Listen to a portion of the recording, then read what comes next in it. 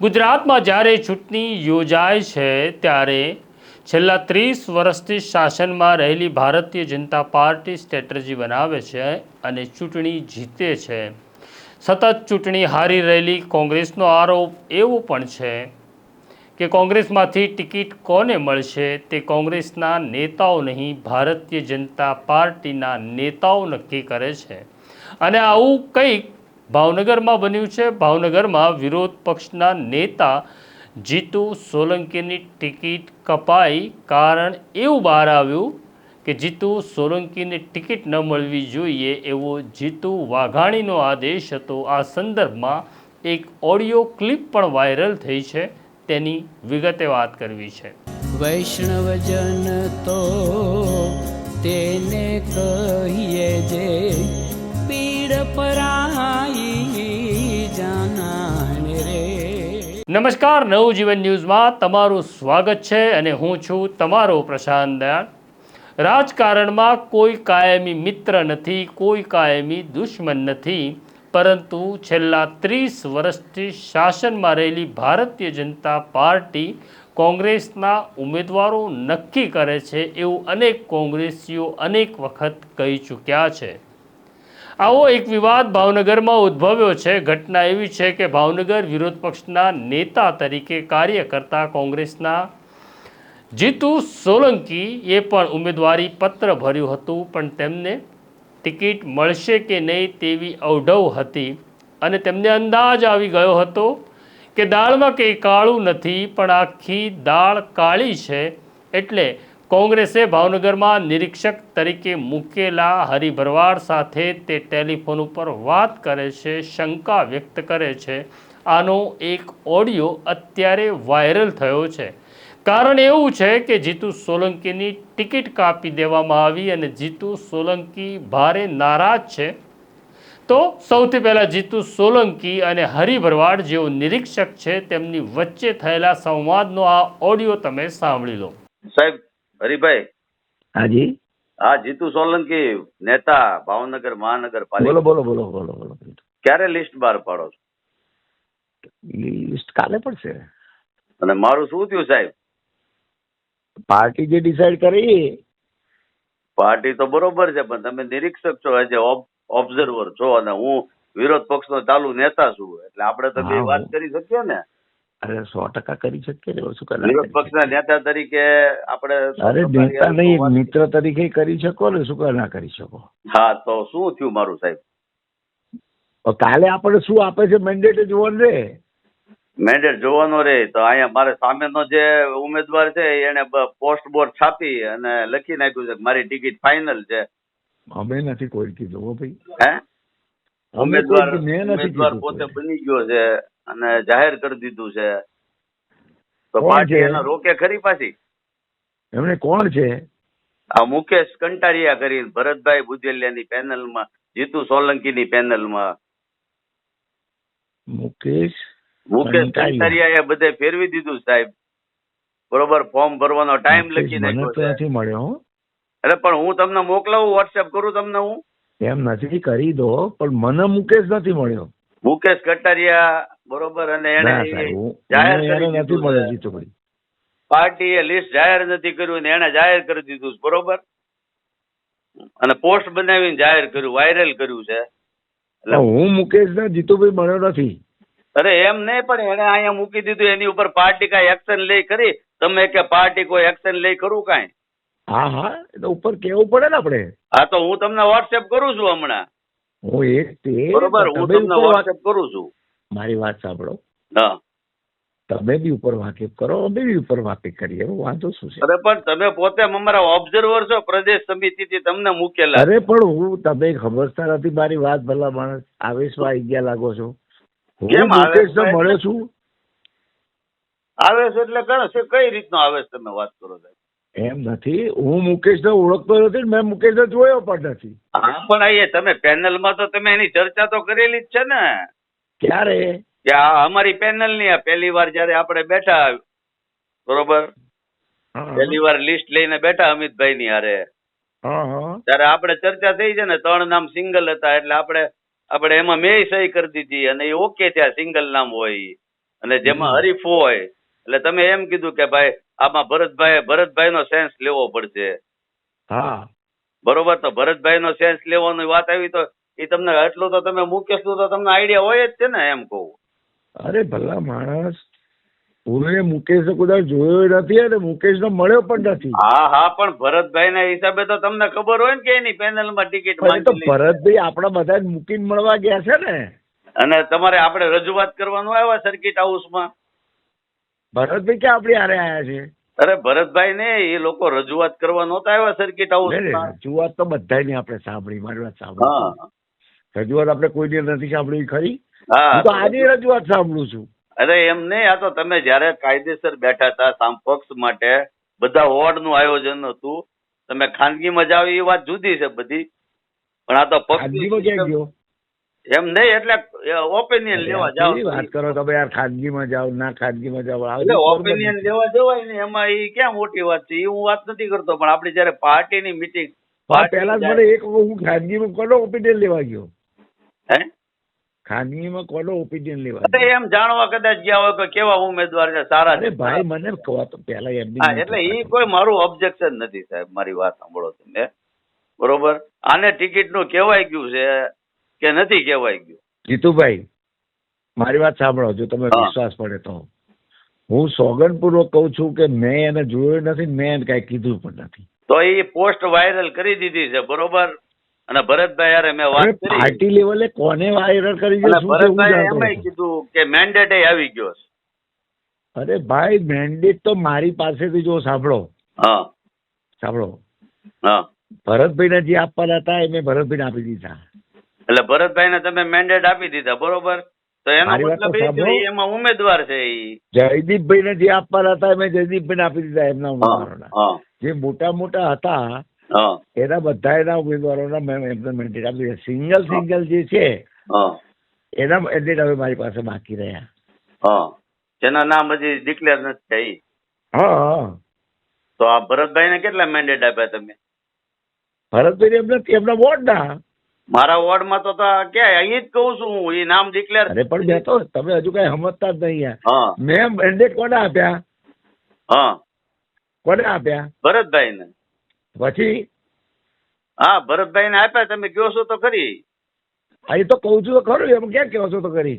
હા મેં ભરતભાઈને એમ કીધું કે આ તમારા 4 મેન્ડેટ, હા બરોબર. હા તો ભરતભાઈ તારે હું તો આવ્યો નથી ક્યાંય. હા, પણ તમે 4 મેન્ડેટ કોરા આપ્યા હોય, બરોબર.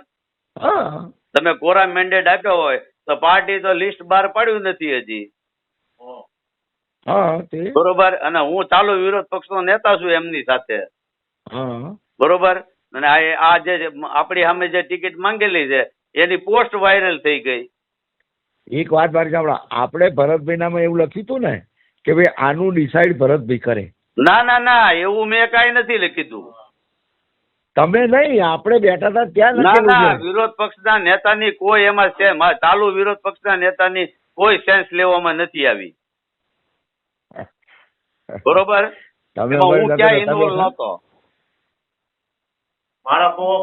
એમાં હું ક્યાંય ઇન્વોલ્વ નહોતો. ચાલુ વિરોધ પક્ષનો નેતા અત્યારે જે જીતુ સોલંકી દલિત સમાજનો છે એમાં એને ક્યાંય ગણકારવામાં આવ્યો નથી. ચલો, હવે આજે તમારે જે બોલવું હોય તમને છૂટ છે. છૂટી નહીં સાહેબ, જો ન્યાયની વાત કરવાની. રાહુલ ગાંધી સુધી હું જાય, બરોબર. મને શું કરે કહો છો? નહીં, હું રાહુલ ગાંધી સુધી જાય ને અને જરૂર પડશે ને તો પ્રદેશ સમિતિમાં એ આવશે ને ગુજરાતની અંદર, ત્યારે હું આત્મવિલોપન કરીને આ વાત મૂકીશ. પણ તમારે જે વાત કરવાની હોય મારી વાત સાંભળો. ના, હું રાહુલ ગાંધીની હવે- મિટિંગમાં ગુજરાતની અંદર હું એમ કહીશ કે સાહેબ જો આ જરૂર કહેવા પરિસ્થિતિ જોઈએ દલિત તમારે. સમાજની છે, વિરોધ પક્ષના નેતાને ક્યાંય સાંભળવામાં આવતો નથી, એની ટિકિટ કાપી નાખવામાં આવે છે અને આ લોકો બધા ગર્વ મહેસૂસ કરે છે કોંગ્રેસ વાળા. અને હું આત્મવિલોપન કરી રાહુલ ગાંધી જયારે આવશે ને અમદાવાદ ની અંદર કે ભાવનગરમાં જ્યાં આવે શું ત્યાં. કરવું એના માટે તમે પોતે નિર્ણાયક છો. હા, હું નિર્ણાયક જ તમારા છું અને હું નિર્ણાયક નથી. કરીને દેખાડી. તમે સમજી લેજો, હજી મને કોઈ ઓળખતા ન હોય તો 8મા ધોરણથી ચૂંટણી લડીને જીતું છું. એક વાત 8મા મારી સાંભળો, ધોરણથી. આ બધું કહેવાની મને જીતુભાઈ કઈ જરૂર નથી. નહીં, તમને કહેવાની જરૂર છે. તમે મને ક્યાંય ગણ્યો જ નહીં. નથી. વિરોધ પક્ષનો નેતા છું હું. કેમ? તો હું ક્યાં ના પાડી તમને? હા, તો તમે મને ક્યાંય ગણ્યો જ નથી. કેમ? હું દલિત છું એટલે કેમ? તો તમારે અમારી ફરિયાદ કરજો આગળ. હા એ તો હું કરી અને જરૂર પડે તો હું એટ્રોસિટી કરી. હા આ ભેદભાવ તમે કર્યો છે. તમે આ ઓડિયો સાંભળ્યો અને જીતુ સોલંકી હરિભરવાડ સામે આશંકા વ્યક્ત કરી રહ્યા હતા કે મને લાગી રહ્યું છે કે હું વિરોધ પક્ષનો નેતા છું, પરંતુ મારો મત તમે મને પૂછતા નથી અને મારી ટિકિટ કપાય એવા એંધાણ મને મળી રહ્યા છે, કારણ કે કોંગ્રેસ પાર્ટીના જ નેતાઓ કંઈક ગરબડ કરી રહ્યા છે. અને આખરે જીતુ સોલંકીનો અંદેશો સાચો પડ્યો. કોંગ્રેસ દ્વારા જે મેન્ડેટ આપવામાં આવ્યું તેમાં જીતુ સોલંકીની બાદબાકી થઈ હતી. એટલે ફરી વખત જીતુ સોલંકી હરિભરવાડને ફોન કરે છે. તેનો બીજો ઓડિયો પણ અમારી પાસે છે, એ પણ તમે સાંભળી લો. હા જીતુ સોલંકી બોલું, નેતા પૂર્વ વિરોધ પક્ષ. હાજી હાજી બોલો જી તમે. પછી તમે કાંઈ અપડેટ જ ન આપી. હું નવરો પડું તો તમને અપડેટ આપું, તમને ખબર તો પડી ગઈ, પછી હું અપડેટ આપવાની. એટલે તમારો મેન્ડેટ નથી આવ્યો. તમારા તરફથી કઈ કહેવામાં જ ન આવ્યું. તમને હું 1 મહિનાથી આજીજી કરું છું, બરોબર? એટલે હું કહેવામાં આવ્યું? હે શું કહેવામાં આવ્યું? 1 મહિનાથી હું તમારા સંપર્કમાં છું. તમે નથી કહેતો, પહેલા તો મને એ કહો કે શું કહેવામાં ના આવ્યું? તમે દ્વારકાધીશના મંદિરે હતા, ત્યાંથી તમે મને એમ કીધું તું કાંઈ વાંધો નહીં. છેલ્લે તમે મને એમ કીધું તું ચિંતા ન કરીશ, તારી ટિકિટ નહીં હું કપાય. તમારા ચિંતા ના કરીશ એનો અર્થ કે હું તમારા માટે જેટલું લડવાનું હતું એટલું લડ્યો. અરે તમે મને બધાની કહી પાર્ટી દીધું તું ના ટિકિટ પાડે નહીં એનું શું? કપાય એમ. તારી ટિકિટ ફાઇનલ છે. તમે મને છેલ્લી બેઠકમાં એમ કીધું. જીતુભાઈ, હું એકલો તો આમાં બધો અધિકાર નથી ભોગવતો. હે મારા એકલાથી તો આ બધું નક્કી નથી થતું. પણ તમે આપણે લાલભાન તમે હતા, હું અને 3 જણા બેઠા હતા, ત્યારે તમે મને એમ કીધું કે ફાઇનલ છે, તું હવે કોઈને કહેતો નહીં કાંઈ. અને હવે અરે ભાઈ, અમે અમારી રીતે પ્રયત્નો તો કર્યા કે ના કર્યા? પ્રયત્ન નહીં, તમે મને ફાઇનલ કહી દીધું તું. અરે ભાઈ, ફાઇનલ કીધું તો અમારું ના ચાલ્યું તો શું કરીએ કહો? તો એવું તો તમે મને કીધું નહીં. તમે હવે યાર બધી વાત તમને ક્યાં ક્યાં કરવાની? ભાઈ નથી ચાલ્યું, મને નથી ફાઇનલ ચાલ્યું. કીધા પછી તમે મને ન કહી શકો. અરે યાર પણ નથી ચાલ્યું તો નથી ચાલ્યું, લો તો બીજું કરીએ. એવું ક્યાં તમે મને કીધું એમ? અરે યાર તમે તો એવી વાત કરો છો ભાઈ, સેકન્ડે મને વાત કરવાની. એટલે સેકન્ડે ક્યાં વાત કરી તમારી યારે? તો તમે તો મને કોઈ દી પૂછ્યું જ નથી કે તું નેતા છો. તો ચાલો જવા દો. હવે તમારું કહેવાનું શું થાય છે કયો મને? મારું કહેવાનું થાય છે, મેં પ્રદેશ સમિતિમાં મેં તમારું અને ભરતભાઈ નું રેકોર્ડિંગ મોકલાવી દીધું છે, બરોબર? એમાં શું વાંધો છે? અને ના, બે હવે અલગ અલગ વાત કરો છો રમાડવાની. તમે સમજી લેજો. તમે ઉપર પણ મોકલી શકો તમે છો, તમારી ઈચ્છા તમે જ્યાં થાય ભરતભાઈ ની ત્યાં વાત મોકલી કરી. શકો. તમે એમ કીધું કે ભરતભાઈ કોરા મેન્ડેટ આપી દીધા છે અને ભરતભાઈ નક્કી કરશે. હવે તમે એમ કહો કે ઉપરથી ચાલ્યું નહીં, બરોબર? તમે જુદી જુદી વાત કરો છો. ચાલો જુદી, હવે શું બરોબર? તમે નીચેથી નથી હાલ્યું એમ નથી કહેતા. તમે ઉપરથી વાત કરો છો અને થયું બધું ષડયંત્ર નીચેથી. અચ્છા, બરોબર? અને પાપના ભાગીદાર તમે દ્વારકાધીશના મંદિરે હતા ને મેં તમને કીધું હતું, બરોબર? ચાલો ભાગીદાર. જય દ્વારકાધીશ ને, એટલે દ્વારકાધીશ છે ને તમને નહીં છોડે. કઈ વાત નથી. હું દ્વારકાધીશ નહીં છોડે. કઈ વાત નથી. હું છે ને મીડિયા છે ને, મીડિયા મારી રાહ જોઈને બેઠું 2 દિવસથી, બરોબર? 2 દિવસથી મીડિયા મારી રાહ જોઈને બેઠું છે. એટલે હું એ વિડીયો ક્લિપ વાયરલ એટલે કરું કે ન કોંગ્રેસે કરું? અત્યાર સુધી તમને જે આપ્યું, હે કોંગ્રેસે અત્યાર સુધી તમને જે અરે આપ્યું, અત્યાર સુધી તો આ ભરતભાઈ ને 8 વાર ચૂંટણી આપી. આ ભરતભાઈ બુજેલિયાને તમારે કેવું હતું ને, તમારા ભરતભાઈ બુજેલિયાને કેવું હતું કે ભાઈ તમને 8 વાર તમે કોને પણ તમારા છે, તમારા નથી. એમ નહીં ભાઈ, ભરતભાઈ ને કેવું હતું ને 8 વાર આપી. ભાઈ નહીં, ભરતભાઈ ને 8 વાર મેં ચૂંટણી લડાવવા હું તો નથી આવ્યો. હા, તો તમે મને ક્યાં લડાવવા આવ્યા હતા? તો પછી તો મને ક્યાં તમે લડાવવા આવ્યા હતા? એને ન લડાવ્યો હોત તો. હા તો હા તો મને કયો છો તો એને કેમ ન કહી શકો તમે? હે મને કહી શકો તમે, એને કેમ ન કહી શકો? તમે આ ઓડિયો સાંભળ્યો. આ ઓડિયોની અંદર જીતુ સોલંકી ભારે નારાજગી વ્યક્ત કરે છે. જીતુ સોલંકીએ આ બંને ઓડિયોમાં ત્યાં સુધી ધમકી આપી દીધી કે કોઈ દલિત નેતા વિરોધ પક્ષનો નેતા થાય તે તમને મંજૂર નથી. દલિત કાર્યકરને તમે સત્તાથી દૂર રાખવા માગો છો. આમ જીતુ સોલંકી ભારે નારાજ હતા. તેમણે નવજીવન ન્યૂઝના પત્રકાર યશપાલસિંહ ચૌહાણને એક વિશેષ મુલાકાત પણ આપી, જે તમે નવજીવન ઉપર જોઈ શકો છો. ત્યાર પછી ભાવનગરના દિગ્ગજ નેતા કોંગ્રેસી ભરતભાઈ સાથે પણ તેમણે વાત કરી, પોતાની નારાજગી વ્યક્ત કરી અને ભરતભાઈએ દાવો કર્યો કે ભાવનગરમાં કોંગ્રેસને જીવિત રાખવા માટે અમે 40 વર્ષ સુધી જે કર્યું છે તેની તમને કલ્પના નથી.